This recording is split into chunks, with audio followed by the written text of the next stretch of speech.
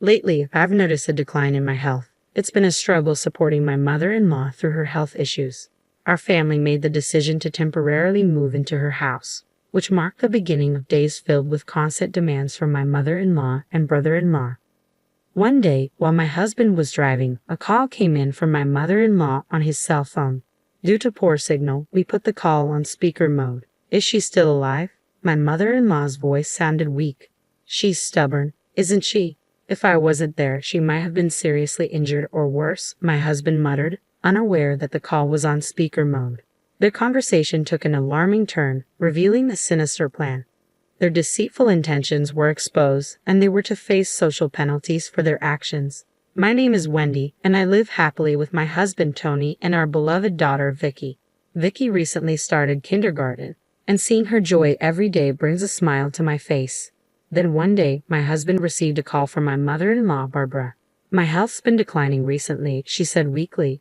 Barbara had suffered a stroke in the past, leaving her with slight paralysis in her limbs. Although her symptoms weren't severe, she expressed her pain and concerns about her age and health. Barbara suggested that we all live at her place until her health stabilized. This proposition caught me off guard. I was aware that Tony's brother, Matt, lived with my mother-in-law, but Barbara expressed her discomfort with him being alone. Despite my strained relationship with Barbara, I agreed out of respect for my husband.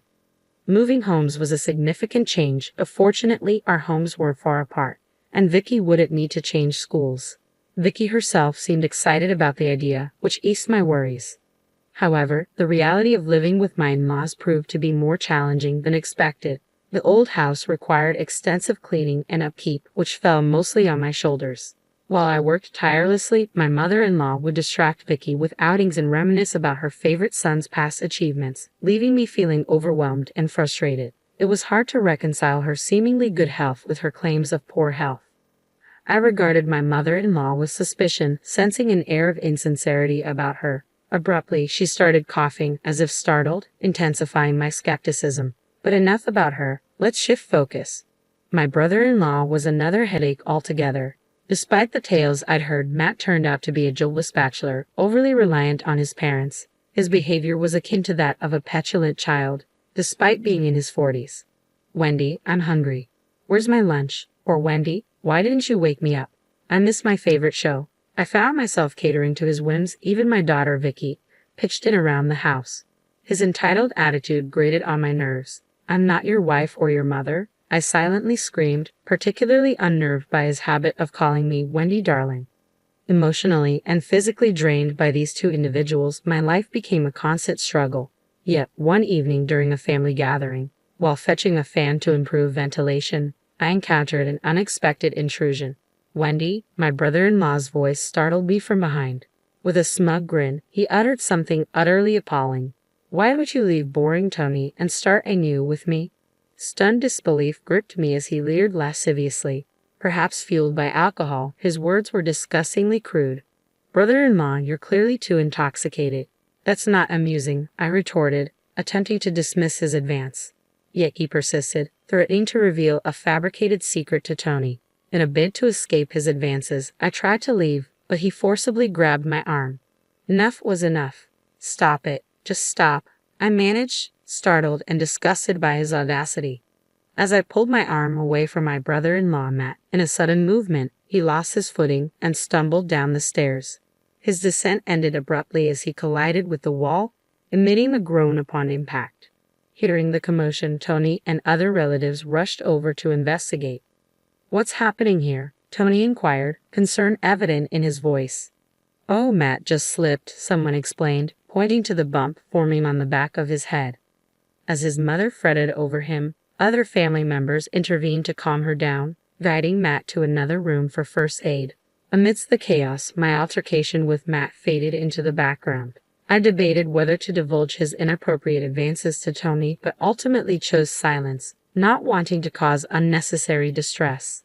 With that decision weighing on my mind, I headed towards the living room, where everyone had gathered. In the hallway, I noticed Vicky, her expression etched with concern. I'm sorry if I startled you, honey. Let's get you back to bed. Okay, I reassured her, noting the subtle unease in her demeanor. Though something seemed amiss, it was late, and I opted not to probe further, guiding Vicky back to her room. Life continued to pose challenges with my mother-in-law and Matt each passing day. Forced to endure my mother-in-law's mundane chatter and tend to my brother-in-law's immature demands, I often felt the urge to escape. However, Matt refrained from making any further advances after my firm rejection, which offered a semblance of relief as I carried on with life at my in-laws. Then, on an unexpected day, another incident disrupted the routine. While having lunch with my mother-in-law, I suddenly felt dizzy after tasting some tomato soup. Almost instantly, intense nausea and breathing difficulties followed, a familiar sensation signaling anaphylactic shock, a severe reaction to peanuts. With my brother-in-law present, we promptly dialed for an ambulance, though his panicked demeanor hinted at his struggle to recall the emergency number. Eventually, he managed to place the call, and I was swiftly rushed to the hospital. Grateful for his assistance, Tony emotionally thanked his brother, acknowledging his pivotal role in saving my life. Taken aback by the unexpected praise, my brother-in-law modestly downplayed his actions, though his demeanor hinted at a newfound sense of usefulness, even in his own eyes. Despite my gratitude towards him, lingering questions gnawed at me during my hospital stay. Why had I suffered an allergic reaction? As I remained under observation for the next day, uncertainty loomed over the cause of the incident. Discharged from the hospital without complications, I slid into the car beside Tony, ready to return to my in-laws' house. In the back seat, Vicky's worried voice broke the silence. "Are you okay, Mom?" "I'm fine now, sweetheart. I'm sorry for causing you concern," I reassured her, grateful for her care. "I thought my heart was going to stop when I heard you were in the hospital," she confessed, her concern palpable. "I was careful with those ingredients, though," I assured her, tilting my head, trying to lighten the mood. However, Tony's ringing phone interrupted our conversation, and he swiftly switched to speakerphone, navigating through the connectivity issues. As my mother-in-law's voice crackled through the speaker, her troubled tone was unmistakable. "Seems the call got cut off," she lamented to my brother-in-law, Matt. Their ensuing conversation left us all visibly unsettled. "She's still alive. She's really stubborn, isn't she?" my mother-in-law remarked callously, prompting Tony to defend me, albeit unheard by her.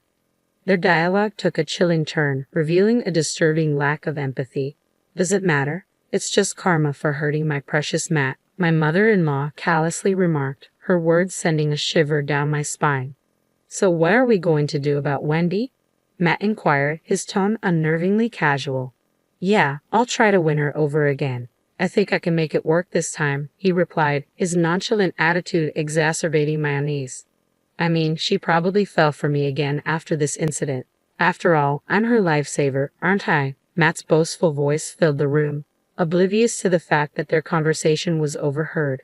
Meanwhile, Tony and I exchanged speechless glances, taken aback by their unsettling discussion. Later, when we finally arrived at my in-laws' house, it was evident that we were behind schedule. "You should manage your time better, Tony. And why didn't you answer the phone? I needed you to pick something up on your way back," my mother-in-law scolded, seemingly oblivious to the tension in the air. Tony and I, however, wore stern expressions, unable to ignore the gravity of what we had just heard. Once inside, Tony and I pulled my in-laws aside for a serious conversation. As our daughter retreated to her room, I handed Tony's phone to my in-laws, playing back the recorded conversation that had been captured unknowingly. Their faces turned pale with shock as the truth unfolded before them. "How did you?" my mother-in-law began, but I silenced her with a glare demanding answers. "What in the world is going on here?" I pressed, my tone firm and unwavering. Attempting to defuse the situation, my brother-in-law stuttered. "Well, that was just a joke. Sort of a small payback for you rejecting Matt." "Don't mention my brother-in-law," Tony interjected, attempting to shield his family from further embarrassment. But it was too late. As I explained the situation to Tony, his gentle demeanor gave way to fury. He demanded answers, and under his relentless questioning, my in-laws finally confessed. It turned out that my mother-in-law had orchestrated a plan to set me up with Matt, who seemed disturbingly willing to go along with it. Feigning illness, she had lured me to their house with the intention of turning me into her son's fiancé. The absurdity of their scheme chilled me to the bone. Their lack of empathy was astounding, driven by their misguided pity for Matt's single status. Their actions seemed beyond comprehension, almost inhuman. Their selfish scheme had backfired spectacularly, with Matt tumbling down the stairs in a pitiful manner. Recalling the event sent shivers down my spine, especially considering something my brother-in-law had said that lingered in my mind. What secret about me were you using as a threat? With a hesitant glance at my husband, he reluctantly confessed, revealing that it was about the 50 I had tucked away. They had wrongly assumed it was from secretive financial endeavors like stock trading or foreign exchange. In reality, it was earnings from my writing hobby, known and approved by my husband, who always emphasized the value of hard-earned money. It turned out my brother-in-law had stumbled upon my bank book during a visit and shared his discovery with my mother-in-law, sparking their ill-conceived plot. She, fueled by revenge for my rejection of Matt and his subsequent injury, conspired with him to sabotage my lunch with peanut powder, hoping to retrieve the money later. However, Matt's fear and guilt overwhelmed him when he saw the extent of my suffering, prompting him to call for help. Meanwhile, my mother-in-law had been futilely trying to extract the bank account passcode from Vicky, manipulating her with absurd tales about my supposed wrongdoing and threats of police involvement. On that day, the mystery behind Vicky's strange behavior towards me was unraveled. Confronting my mother-in-law, I couldn't fathom the shamelessness of her actions, manipulating her own grandchild and attempting to steal her younger brother's wife. I never imagined you were capable of such foolishness. Tony's voice rang with anger and disbelief, his fists clenched with rage.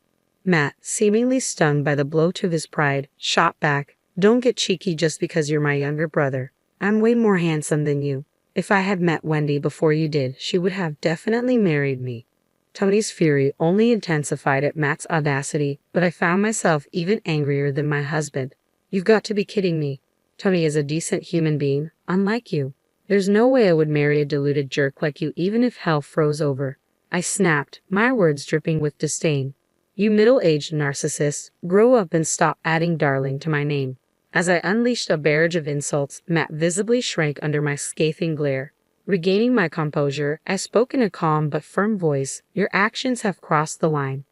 I nearly died. I'll be filing a criminal complaint for assault. You'll pay for the damages." Their faces drained of color, Tony and Matt fell to the ground, pleading with trembling voices, begging us to drop the lawsuit. "We didn't think you'd be hurt that badly," they stammered, their voices desperate. "Forgive us. We're family, right?" As Tony and I exchanged glances, considering their pleas, Vicky entered the room, clearly unsettled by the commotion. My mother-in-law, attempting to deflect attention, forced a smile and ushered Vicky away, saying, "Come on, Vicky, we're a little busy right now. Let's go back to your room." At that moment, the gravity of the situation sunk in even deeper. I called out to my daughter, hoping for some clarity.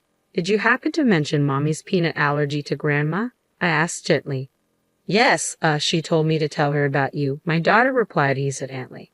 "So I said that even one peanut would make it impossible for you to breathe, and you'd die." As I stroked my daughter's head, I cast a cold glare at the two of them.